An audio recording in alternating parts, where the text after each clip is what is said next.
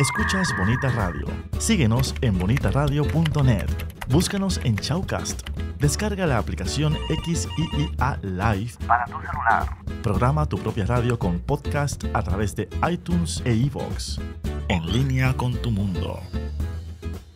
Las expresiones vertidas en el siguiente programa no representan necesariamente la opinión de Bonita Radio. Las opiniones son exclusivas de sus autores. Se mira con las manos y se toca con los ojos. Veo. ¿Qué ves? ¿Qué miran las niñas de tus ojos? Color, Forma, vacíos imagen y texto en Veo. Ahora comienza su museo virtual. Veo con la doctora María Elba Torres y sus invitados. Buenos días, buenas tardes, muy buenas noches. Hoy nos complace la visita de la amiga Marta Mabel Pérez.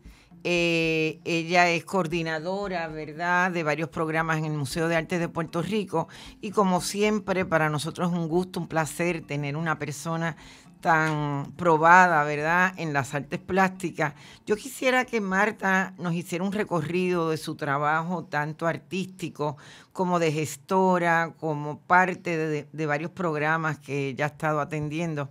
Marta, buenos días, buenas tardes y buenas noches. Son las 3 porque las personas entran a nuestro programa a cualquier hora, ¿verdad? Para eso es las redes sociales. Cuéntanos, Marta, cómo tú creciste en las artes, cómo fue todo tu desarrollo para llegar a donde queremos llegar. Casualmente, dentro de pronto se va a hacer una presentación y ella misma nos va a hablar sobre eso. Pues buenos días, buenas tardes y buenas noches, María Elba. Gracias por invitarme a tu programa. Mi experiencia con las artes plásticas empezó a muy temprana edad. Mi madre, doña Angelita, es una amante de la cultura y ella siempre acercó a todos sus hijos fuera a teatro, a música o a las artes visuales. Y tuve la oportunidad, es bien curioso porque en primer grado me acuerdo que nos mandaban a dibujar y a pintar fruta. Y en aquella ocasión fue una pera y yo la pinté tridimensional con las crayolas. Y yo decía, ¿por qué la gente las pinta planas si las peras tienen tantos colores? Claro, en ese momento no sabía que uno tenía otro tipo de sensibilidad. Exacto. Pero notaba la diferencia. Eso es. Entonces, seguiste estudiando, estudiaste en Puerto Rico, en distintos lugares, ¿verdad? Estudié luego en lo que era la Luquetti, que ahora es la Central de Artes Visuales, estuve 7º grado, y de nuevo fue otra casualidad que llegaron a Carolina, a la escuela buscando personas que le gustaran el arte, y yo sometí el examen y lo pasé. ¡Qué bueno! Y de nuevo ahí hice la casa en 3 dimensiones y todos se quedaban sorprendidos de que pues uno lo hacía de manera diferente sin coger curso. Luego de ahí mi madre decide, pues como todo puertorriqueño, mudarse a los Estados Unidos para que sus hijos sean totalmente bilingües. Y allá empecé en una escuela normal, pero luego nuevamente tuve la oportunidad de ir a una escuela especializada de arte, música y teatro, lo que le llaman allá, que a la gente le dice como un FEM, más o menos como lo del programa de televisión que se daba. Y entonces allí estudié mi escuela superior en Newark, New Jersey, con un grupo talentoso de artistas afrodescendientes. Ah, qué lindo. Estuve 3 años con ellos y la pasé de manera Estamos extraordinaria. de moda. Sí. Y luego de eso, pues tomó la decisión de regresar a Puerto Rico a estudiar arte porque quería ser puertorriqueña. Ah, muy bien, claro. Allá, pues, entonces empezaron que uno era latino, que uno era New Yorkican, y yo dije, yo quiero ser puertorriqueña. Exacto. Y me vine para Puerto Rico, la Universidad de Puerto Rico, que es una excelente universidad, una oferta educativa impresionante, ¿verdad? Cuando tú viajas y estudias en varias universidades te das cuenta de la calidad de nuestra universidad. Y la apoyo totalmente, soy producto completo de la Universidad de Puerto Rico. Ahí me becaron y fui a Washington D.C. a coger los primeros cursos de museografía y museología. Ah, qué bueno. Cuando eso no estaba en boga, eso eran carreras nuevas, sí. Y entonces pues tuve la oportunidad de tener ese acercamiento, ¿verdad?, dentro de la plástica, pero desde otro punto de vista ya más específico hacia las instituciones, visitando todos los museos en Washington, D.C. Quienes nos recibían eran los curadores en jefe, los directores de los museos, de las galerías, de la subasta. O sea que fue una experiencia completa con profesionales, nunca me olvidaré de la directora que llevaba arte en las embajadas en Estados Unidos, en Washington, D.C. Así que fue una experiencia 6 meses bien enriquecedores. Termino 6 meses, sí, suficiente. Termino el bachillerato en la UPR, trabajo un tiempo, ¿verdad? Me di un tiempo que trabajé en la industria hotelera y entonces decido solicitar la beca de arte de la Secretaría de Relaciones Exteriores de México. Me la otorgan y hago mi maestría en pintura allá en la Universidad Autónoma de México, pero específicamente en la San Carlos. Más o menos un breve, ¿verdad?, camino académico. Exacto. Bastantes días y horas recorridas, pero aquí es bien breve. Eso es bien interesante porque entonces te desarrollas como artista, ¿verdad?, como hacedora, y luego pasas adentro de la administración de las instituciones y llevas un tiempo, ¿verdad?, dentro de tu gesta cultural, llevas un tiempo en esto, en la administración, sobre todo en el Museo de Arte de Puerto Rico, que entiendo que es la primera institución, tú me dices sí o no, que vas a trabajar haciendo un trabajo relacionado con lo que estudiaste. Bueno, mi primera experiencia fue como yo creo que la mayoría parte de los gestores culturales de mi generación y la anterior a mí, que es el Instituto de Cultura Puertorriqueña. Ahí tuve la oportunidad de realizar un contrato donde trabajé como registradora y nosotros teníamos que ir a buscar para la sección de la colección puertorriqueña del Instituto de Cultura. Había un museo que se llamaba el Museo de Puerto Rico, en la Parada 22. Oh, wow, eso hace hace siglos, y lo dirigía una profesora de historia que daba clases de historia en la Escuela Central, y ella decidió hacer el primer museo de historia de Puerto Rico y le pedía a los estudiantes que trajeran objetos. Ahí, pues, la doctora Lourdes Ramos, quien es ahora mi jefa, me llama en esa ocasión y fue un contrato de 6 meses donde nosotros teníamos que identificar la colección de ese museo, cuáles eran las piezas que iban a pasar permanentemente al Instituto de Cultura y decidir qué se iba a hacer con las otras piezas.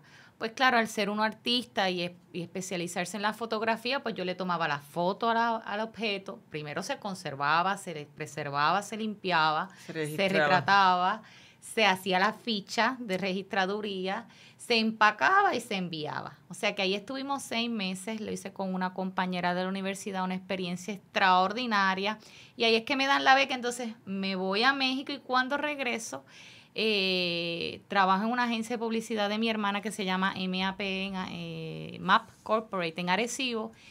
Y entonces ahí de nuevo me reclutan para trabajar en el Museo de San Juan.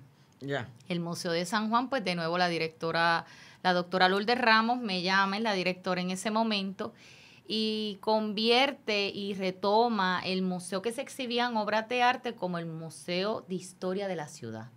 Eso fue una experiencia extraordinaria, 5 años trabajando, donde me desarrollé pues como coordinadora de desarrollo y como programación de exhibiciones. Así que organizamos sobre 15 exhibiciones en el museo. Teníamos exhibiciones de arte, pero también teníamos las exhibiciones de historia. Y era importante porque el compromiso de la doctora Lourdes Ramos en ese entonces, que recién también llegaba unos años anterior de Barcelona, de España, era crear conciencia de nuestras colecciones nacionales. Nosotros fuimos al arzobispado, que fue la primera exhibición con que inauguramos el museo, y entonces ahí con la colaboración del arzobispado se restauraron todas las obras y con nuestro queridísimo doctor Arturo Dávila, que era el curador entonces, hicimos toda la investigación y lo presentamos. Era una época donde estábamos tomando una iniciativa bien interesante en el sentido de la museografía, De momento se pintaban las paredes completas de arriba abajo de un color violeta y la gente se quedaba sorprendida. Ella trajo toda esa inserción de la museología contemporánea al municipio de San Juan. Así que empezamos coordinando hasta que nosotras terminamos junto con Sigrid Ignacio, que la quiero muchísimo, una mujer brillante que continúa en el Museo de San Juan, como curadoras de las exhibiciones. Hicimos una del Teatro Tapia, hicimos la historia de la Liga de Arte de San Juan cuando cumplió sus 35 aniversarios y cerramos con una muy importante que fue los judíos en Puerto Rico. Oh, wow. Ya ¿Eso fue en qué año? Eso fue en el 2005, 2004-2005. Ya ahí nosotras tomamos y nos pusimos el sombrero de curadoras y de hacer el primer proyecto con los empleados del museo. Fue una experiencia increíble, se visitaron todos los hogares de los judíos en Puerto Rico, se hizo una investigación, una comunidad muy generosa y se presentó toda su aportación a Puerto Rico. Y es algo que te marca porque te crea una conciencia, como uno es paralelo como artista, ¿verdad? Esta es la carrera mía paralela de artista visual. Me creó la conciencia de que el puertorriqueño no es descendiente del africano solamente y del español y de lo que nos han enseñado en los libros, ¿verdad? Y del nativo, si nos vamos a la palabra que hoy en día se utiliza, sino que entonces uno toma conciencia y dice, no, nosotros somos el resultado de una migración caribeña muy fuerte, de diferentes y diversa. Y entonces eso me abrió, me encantaba la experiencia en el Museo de San Juan, me abría muchos campos a nivel plástico y a nivel de investigación para que la obra se siguiera desarrollando de manera paralela al trabajo museográfico y de investigación que hacíamos en el museo. Y de ahí pasas al Museo de Arte de Puerto Rico, de ahí, ¿no? Sí, de ahí entonces llego a mi casa actual, el Museo de Arte de Puerto Rico, que es la casa de todos. Y ahí la doctora Lourdes Ramos nuevamente me llama para entonces desarrollar un programa único en Puerto Rico, que es el programa de asistencia al artista. Es un programa donde recibimos al artista visual. Cuando pues en todos los museos los artistas llegan y si no tienen una cita no hay quien los reciba. Si no tienen un proyecto de una exhibición, no hay razón por qué pisar el museo, sino simplemente de ver las exhibiciones. Ahí la doctora fue muy visionaria y dijo, no, a los artistas puertorriqueños hay que recibirlos. Pero claro, ese es el resultado de mis colegas que yo les tengo que dar las gracias. Porque ellos iban, antes de que yo llegara, ellos iban al Museo de Arte de Puerto Rico y tocaban la puerta a pedir quién los iba a atender, qué se iba a hacer allí y con qué misión y visión. Nuestros artistas puertorriqueños son unos profesionales altamente educados. Así que ellos tocaron tanto la puerta que surge la necesidad de crear este programa y de que haya alguien que lo reciba. Así que yo soy la que recibo al artista. Llega abajo, no necesita cita. Si estoy reunida, tiene que esperar un poco. Pero es unas puertas abiertas para cualquier momento. Y eso es bien especial porque yo soy artista visual y a veces uno llega a un museo y si no hay alguien que te reciba, tú no sabes a dónde ir. Así que yo los oriento y empezamos a dar ese tipo de recibimiento. Fue hace 11 años yo empecé a llamar a los artistas y decirle, hola, es Marta Mabel del Museo de Arte de Puerto Rico.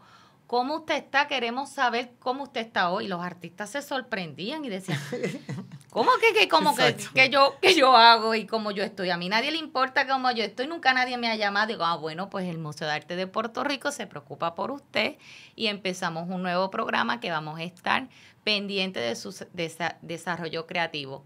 Siempre hay unos artistas más cercanos y otros más lejanos, pero tratamos de trabajar hacia eso y pues conocemos todo, dónde están cada uno de nuestros artistas y en qué situación y cómo viven.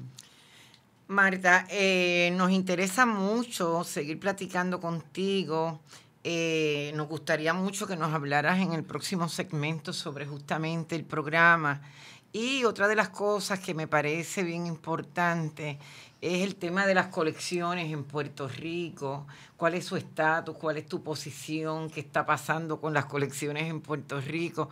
Que no vaya a pasar como se mencionó en Detroit, que se iban a vender unas piezas, etcétera. Así que vamos a una pausa y regresamos prontamente.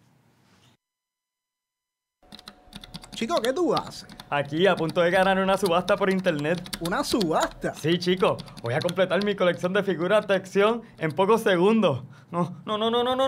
Chico, ¿qué pasó? ¿Qué pasó? Otra vez se cayó el internet. ¡Qué chavienda! Ay, Dios mío. Buzzer, la nueva técnica que ofrece estabilidad al Internet con planes residenciales desde $19.95 y comerciales desde $59.95. Llámanos hoy al 200-3535. Buzzer Wireless Network. Dale estabilidad a tu Internet. Nunca fue tan divertido estar en fila. El foro que propone la discusión sobre el séptimo arte tiene su espacio en la radio web. Estrenos, noticias, curiosidades y crítica al estilo único de En Fila. Miércoles a las 6 de la tarde, en El Tapón, agarra el popcorn y ponte en fila. Regresamos a tu programa Veo, tu museo virtual por Bonita Radio. Nos puedes encontrar por www.bonitaradio.net. Estamos aquí platicando con Marta Mabel Pérez, quien nos acaba de decir que es fundadora y que parte del Museo de Arte de Puerto Rico, un programa sumamente innovador, sumamente interesante, que se llama Programa de Asistencia al Artista. Y aquellos artistas que nos están escuchando, que no saben al respecto, nos gustaría que nos hablaras un poquito. Pues el programa de asistencia al artista surge con varios propósitos. Una de las que está dentro de su misión y su visión es dar visibilidad a los artistas puertorriqueños. Segundo es profesionalizar a nuestros artistas y que sean reconocidos como profesionales en la cultura y en las artes.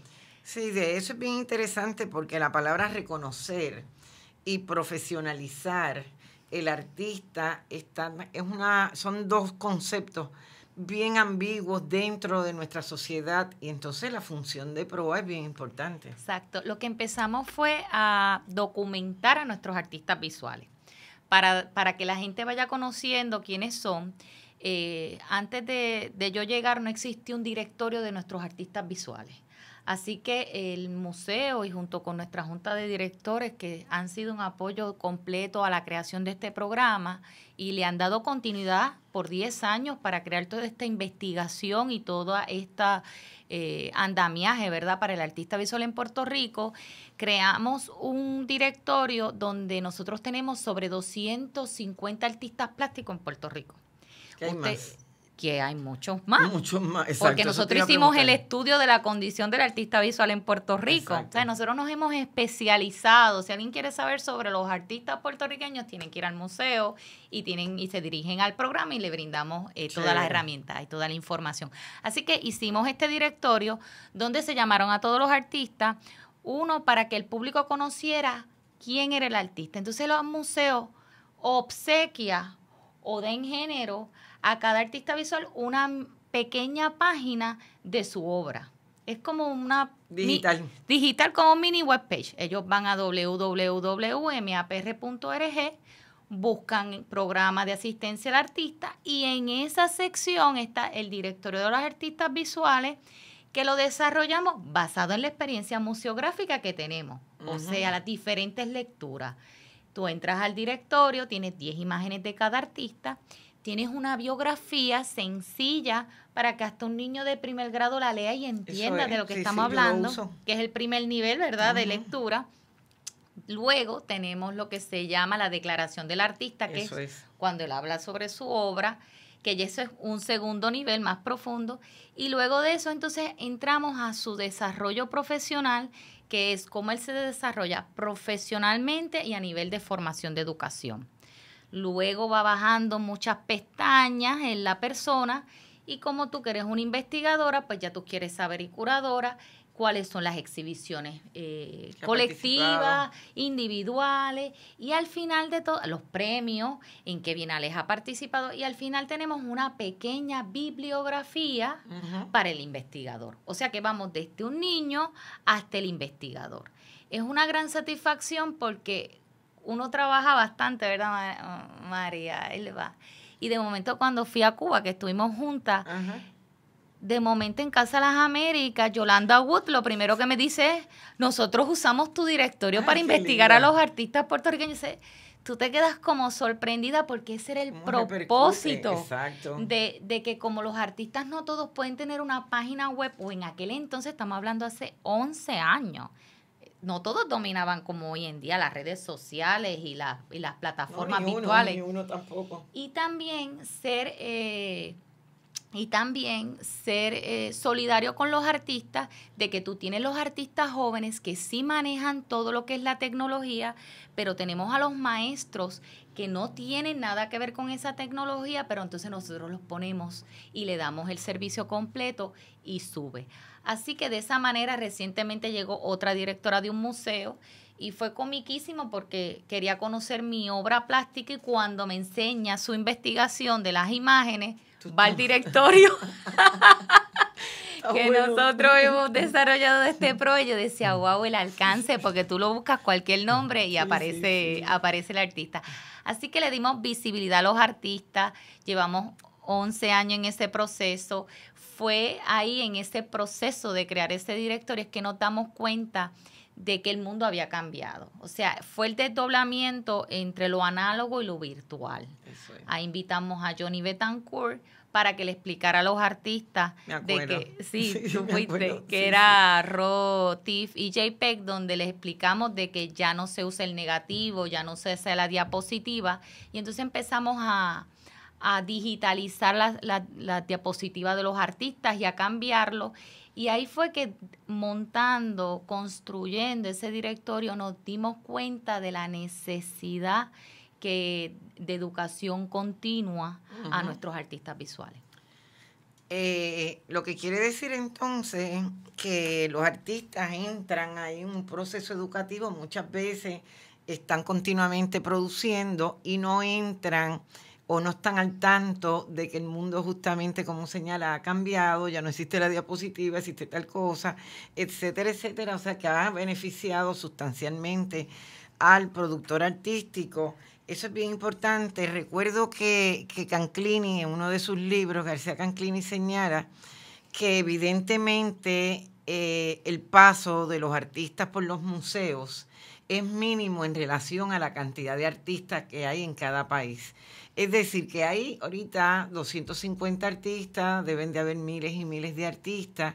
La pregunta sería, ¿esto está en un continuo actualizar o cómo es el proceso para poder entrar al directorio? El directorio de los artistas del portal del Museo de Arte de Puerto Rico comenzó en la colección de los artistas que forman parte de nuestra colección.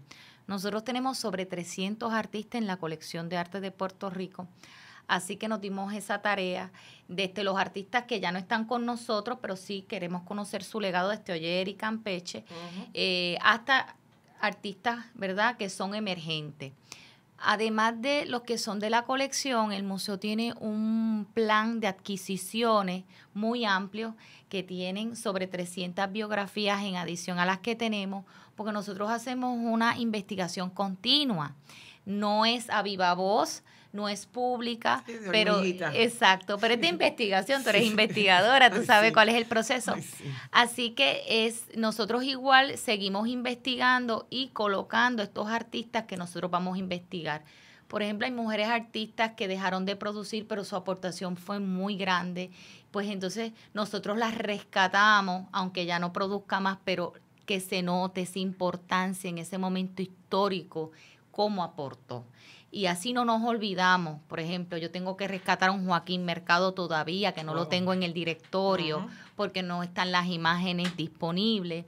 Porque en ese proceso del directorio nos dimos cuenta que los artistas no documentan su obra, no tienen el dinero para retratar no todos tienen esa preparación o esa conciencia profesional de que todo lo que yo hago lo tengo que retratar, lo tengo que archivar, tengo que hacer una ficha técnica de mi obra. O sea, es una recomendación que estás dando ahora mismo a todos los artistas, ¿no? Bueno, nosotros hemos dado talleres de enseñarle al artista desde cómo documentar su obra de arte, porque claro, está el mito de que el museo me va a descubrir y de ahí van a investigar y van a levantar mi catálogo y la gente va a saber quién soy, ¿verdad? Uh-huh. Eso en un mundo donde somos pocos, pero en Puerto Rico hay sobre 1,000 artistas visuales. Sí. Y nos corresponde a nosotros también hacer un poco de trabajo, porque si esperamos, pues imagínate, 1,000 artistas, te mueres tú, paso yo, tu hija, exacto, tu nieta, exacto. Y no se evalúan todos. No es que se mueven del pasado al presente, exacto. Del pasado al presente, porque tienen que cubrir todos los años, los siglos, ¿verdad? Anteriores. Entonces, exacto, entonces empezamos con el primer seminario, que fue un éxito rotundo, que se llamó La Peseta, que me imagino que tú estuviste con nosotros, llegaron casi 200 participantes. ¿Ese es el de Colombia? No, ese es el que hicimos de los derechos de autor. Empezamos con los derechos de autor en el programa, cuáles son los derechos de autor del artista. Luego hablamos sobre cómo usted va a digitalizar y retratar su obra para documentarla. Y de ahí fuimos haciendo diferentes talleres, porque lo bueno del programa y la base más importante del programa es que es un proyecto colaborativo. No es un proyecto que Marta Mabel está allí dirigiendo y decide qué va a hacer y se hace. O que nuestra directora está sentada y nos da unas instrucciones, o la Junta, no.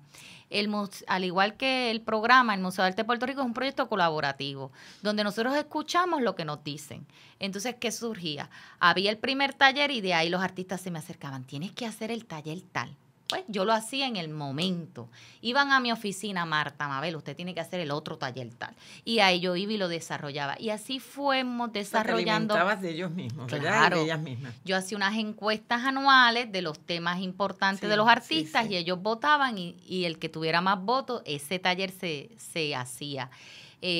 Junto con los talleres, porque los talleres eran de 20 personas, eran pocas personas, y entonces también hacíamos seminarios que son en el teatro, que pueden llegar hasta 400 personas, y hemos tenido entre 100 a 200 personas de asistencia en estos seminarios. Y entonces en los seminarios eran unos temas más abundantes, más amplios, sobre falsificación de obras, sobre arte público, dónde están nuestras obras, qué vamos a hacer con ellas, sobre fotografía, sobre la entrada al Cubo Blanco, que le llamamos, que era el mercado de arte en Puerto Rico, y las bienales. O sea que eran desde talleres pequeños para que el artista, porque lo importante del taller pequeño era que el artista se iba con la herramienta ya hecha. O sea, si íbamos a hacer un website, tú salías con el website hecho. Yo no creo en que tú das un taller y después te llevas las notas en tu casa y no te sale. Y estás guisando la habichuela y no te acuerdas cómo era. No te sale. Sino que y tienes que llamar a Johnny Betancourt para que te lo acuerdes. No. Nosotros nos íbamos con el producto hecho. Y el seminario, pues se llevaban un conocimiento adicional, más amplio de la comunidad. Así que hemos ofrecido 55 talleres a través de estos 7 años específicamente, y hemos tenido todos los recursos, han donado su tiempo. Tenemos a una Frances Santiago, tenemos una Belén Calderón que nos dio sobre legado, porque otra cosa es que tú llamabas a los artistas y tú le decías, mira, vamos a dar ¿qué tú vas a hacer con tu legado cuando tú no estés? Marta Mabel, yo no me voy a morir. No, tú no te vas a morir. Exacto, ni yo tampoco. Tú eres eterno, tú eres inmortal. Entonces yo le decía, ¿cuál de tus hijos o quién va a ser tu albacea que va a continuar llevando tu obra una vez ya tú no estés con nosotros? Ay, Marta Mabel, eso yo no lo he pensado. Me imagino que mi hija Tita. Bueno, pregúntale a Tita y yo te llamo en una semana a ver si Tita te contestó. Y eso se debe a los precedentes, ¿verdad? Claro, porque se ha vivido muchas experiencias donde no ha habido. Y ahí descubrimos que pues ellos, los que pensaban que iba a ser su albacea, no era, y era otra persona. Es una gran responsabilidad. Claro. Como un Pablo Tufiño, que lo conocemos y es un gran albacea, una Lizzy Marín, que es una gran albacea. Exacto. Y es esa base de ese legado que va a pasar con nuestros artistas. Nosotros somos gente muy bendecida, María Elba. Nosotros tenemos quizá vivos la mayor cantidad de artistas establecidos y profesionales y maestros actualmente. Tenemos artistas de 90 años que siguen produciendo hoy en día. Así que tenemos a un Luis Hernández Cruz, tenemos un Bernardo Hogan, una Susana Espinosa, un Domingo García. Y en ese sentido, pues nos hemos dedicado a enseñarles cómo ellos conservar su legado. Nuestra asistente Dilaine Pinal nos pide una pausa, así que regresamos también inmediatamente. Musicaliza es un podcast de música alternativa alrededor del mundo, más noticias de la industria de la música. Puedes escuchar Tu Mundo Alternativo por Bonita Radio con Armando Díaz y Carla Martínez en vivo por TuneIn Radio y como podcast por iTunes.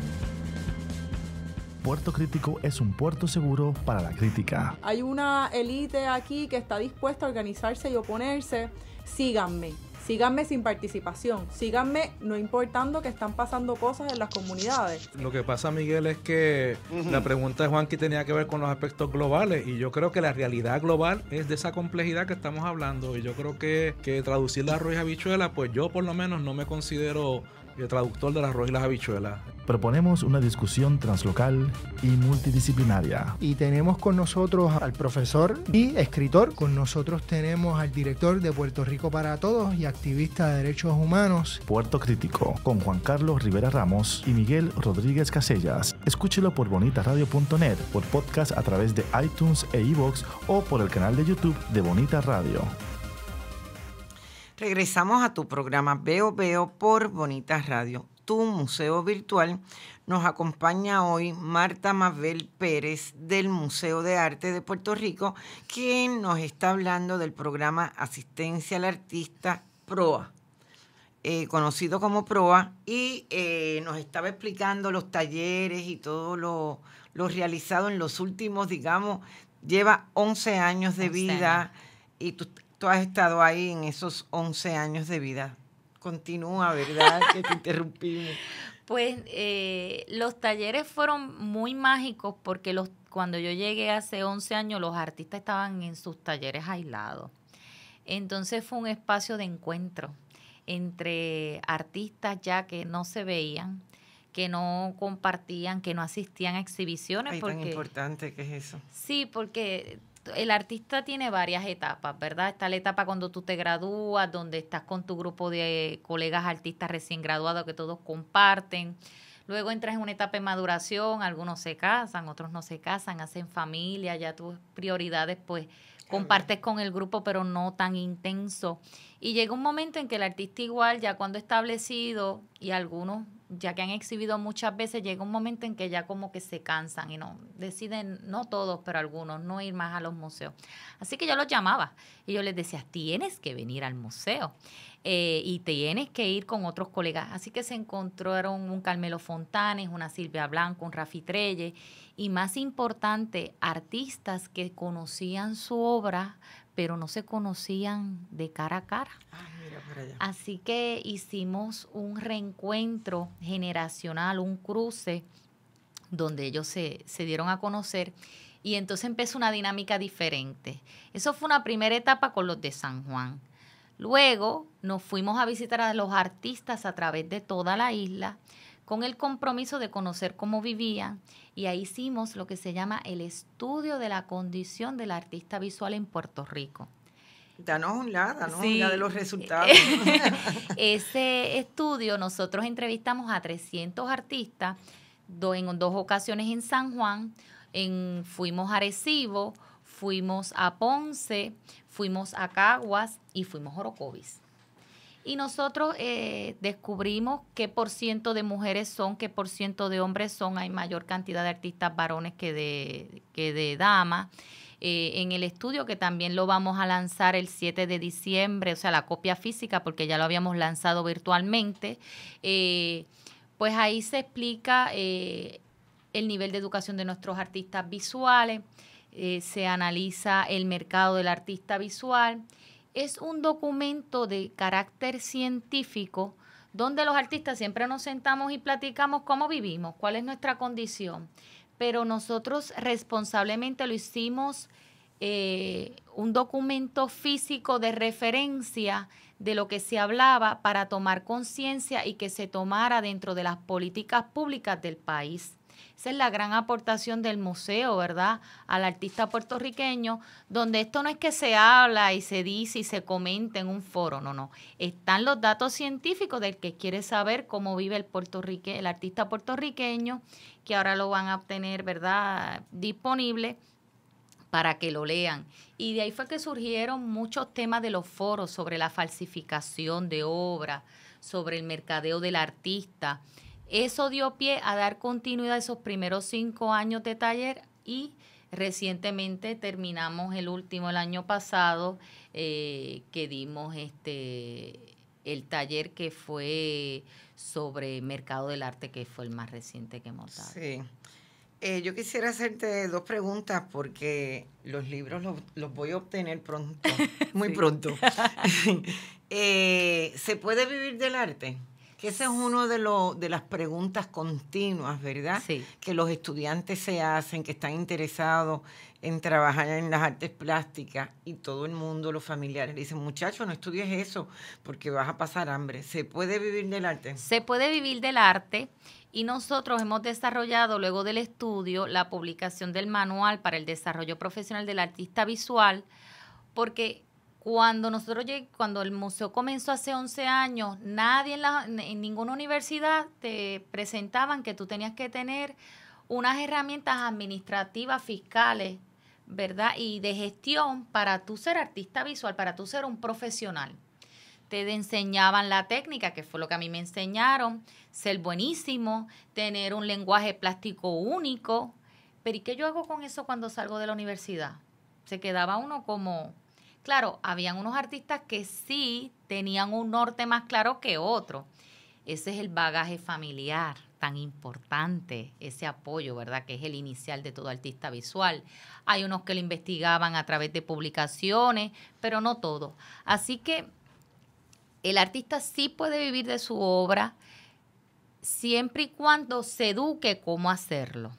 Ahí el museo de nuevo tomó la iniciativa y con el estudio, con el fin, que lo hemos logrado y estamos sumamente alegres, de que se insertara dentro de los bachilleratos de artes visuales.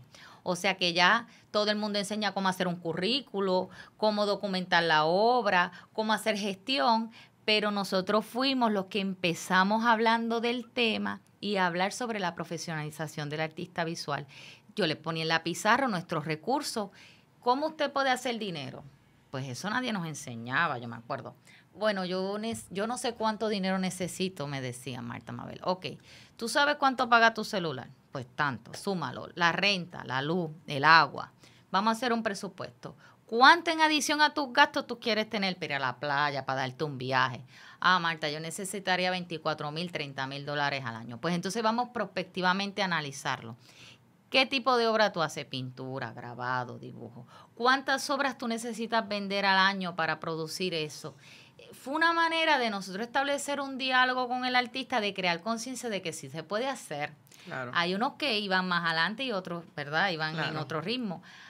Claro, en la década de los 50, 60 y 70, lo que se decía era que tuviéramos una carrera paralela, porque nos íbamos a morir de hambre. Exacto, maestro. De maestro, eso fue lo que mi mamá me dijo, ¿verdad? Y yo le dije, no, yo voy a trabajar en un museo, yo no quiero trabajar dando clases en ese pleno a nivel académico, porque yo sí doy clases y talleres y educo, ¿verdad? Y formo a diferentes profesionales.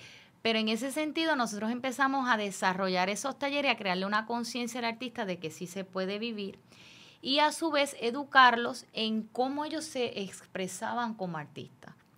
Porque piensan que nosotros tenemos un hobby. Piensan que el artista tiene que todo artista tiene un hobby en el sentido que lo hacemos fines de semana, día feriado y en vacaciones. Entonces dicen, ay, ese hobby tan bonito que tú haces.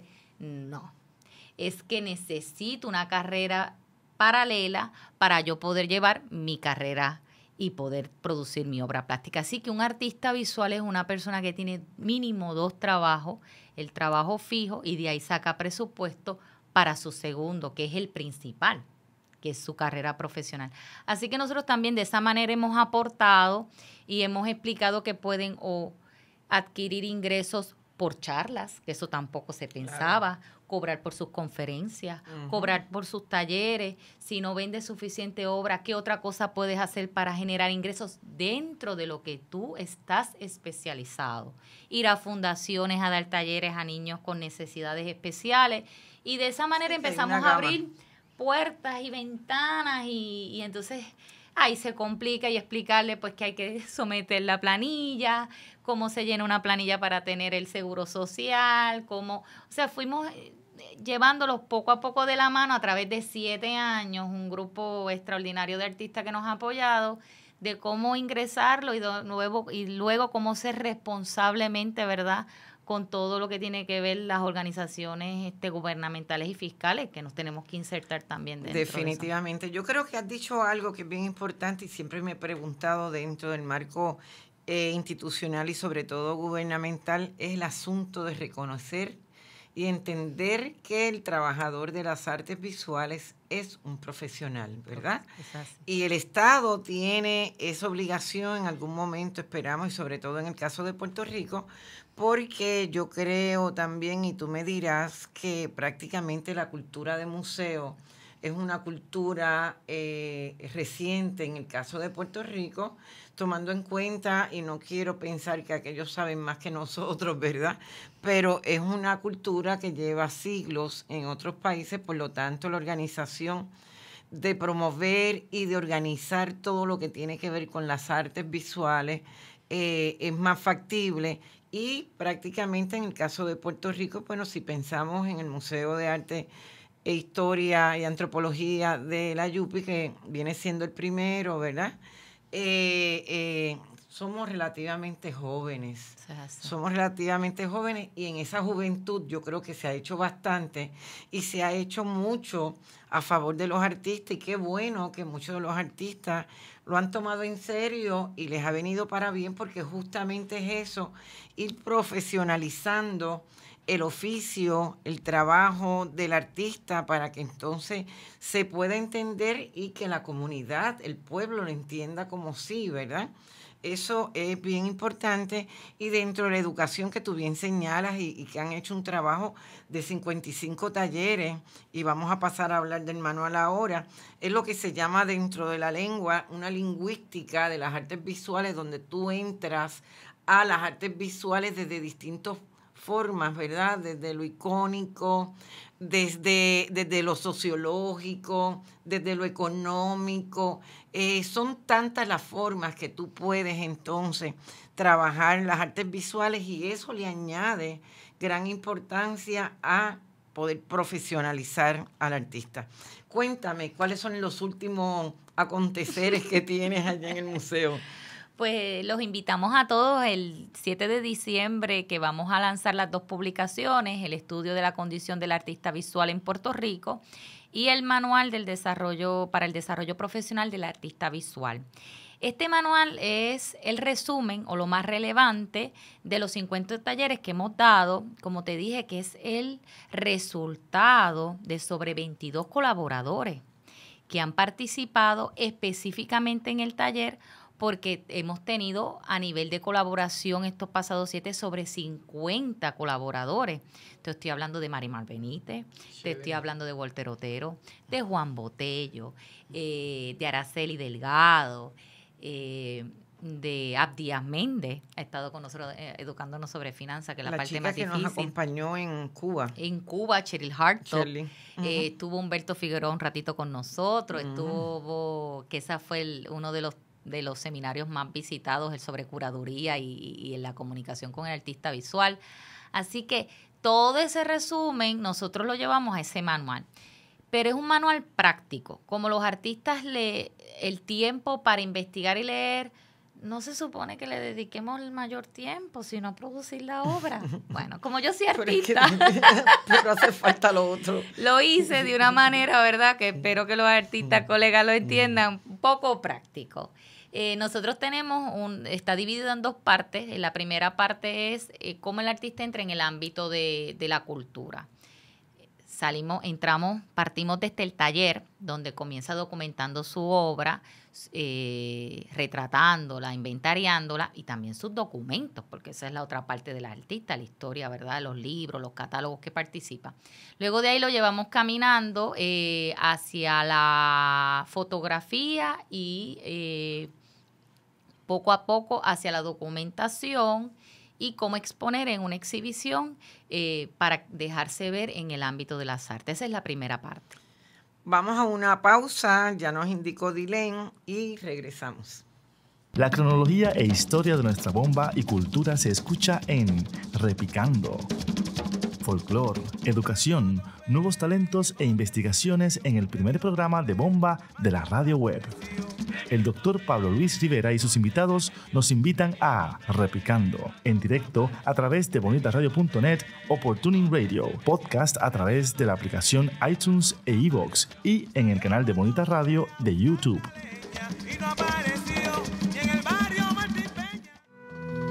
Una vez alguien preguntó, ¿qué valor tiene la cultura cuando la experiencia no nos conecta con ella? Culturéate es la revista radial que nos acerca a la identidad, pero sin perder la movilidad. Perpetuamos las dimensiones esenciales de la vida humana desde la entrevista, porque la cultura es lo que queda cuando todo se olvida. Escuche Culturéate en directo a través de bonitaradio.net o por Tuning Radio, podcast a través de la aplicación iTunes e iVoox y el canal de Bonita Radio de YouTube. Regresamos a tu programa Veo por Bonita Radio, tu museo virtual. Nos acompaña Marta Mabel Pérez, quien dirige el programa Asistencia al Artista del Museo de Arte de Puerto Rico, y nos estaba hablando de dos productos que salen el 7 de diciembre en el museo. Uno es el manual, otro es el estudio, y cuéntanos un poco al respecto.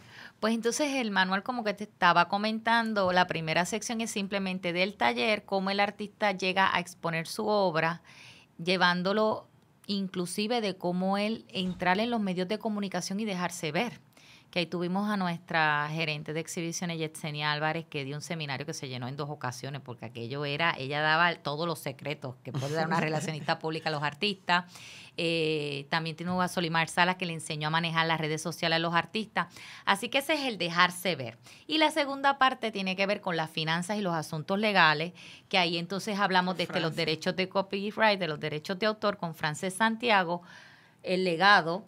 De una vez no estemos aquí, que vamos a hacer con nuestro testamento, que hay que hacerlo en vida. Eso no se hace con tu familia, eso lo tienes que decidir tú. A lo loco, ¿no? Y decir dónde tú quieres que se exhibe y dónde no, y todas esas instrucciones, ¿verdad? Con tus derechos de autor. Y eso se hace a través de un abogado, ¿verdad? Claro, Entiendo yo. Eso se hace.